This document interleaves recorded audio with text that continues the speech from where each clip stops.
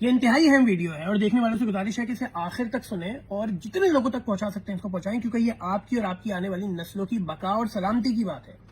M Q M کے بانیوں قائد جناب الطاف حسین نے اپنے حالیہ بیان کے اندر پاکستان کی اسٹیبلشمنٹ، جسے بچہ بچہ جانتا ہے کہ وہ آرمی ہے،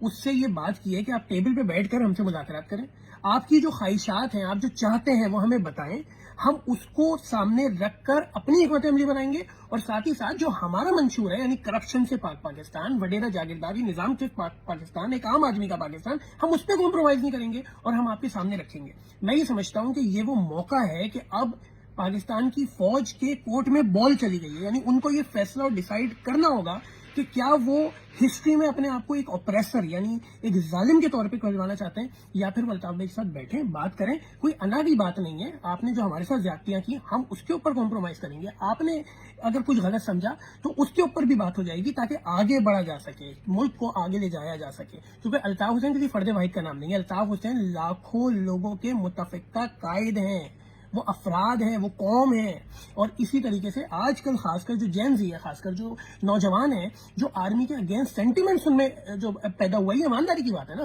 مطلب پنجاب سے لوگ اٹھ کے الطاف بھی کو کانٹیکٹ کر کے بتا رہے ہیں کہ آپ نے جو 40 سال پہلے بات کی تھی وہ درستی ہم نہیں سمجھے تھا، ایسا سمجھے۔ تو ایک ایسا جب پورے ملک میں ماحول بن چکا ہے، ایسے وقت میں یہ سمجھتا ہوں کہ الطاف بھائی کی جانب سے یہ تجویز پیش کرنا کہ آؤ ٹیبل پہ بیٹھو اور ہم باتوں کو آگے لے کے جاتے ہیں تاکہ ہم کچھ اچھا اور پازیٹو کر سکیں، میں سمجھتا ہوں بہت اہم ہے۔ اور پاکستان کے آرمی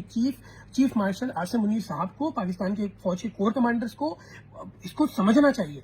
کہ آپ ایک پوری قوم اور ایک اتنے بڑے طبقے کو بالکل آپ ایسے نہیں چھوڑ سکتے۔ تو آپ دوسری طرف یہ کہتے ہیں کہ ہم فلانے کو منا لیں گے، فلانے کو منا لیں گے۔ ایک شخص اتنا بڑا آدمی، اتنا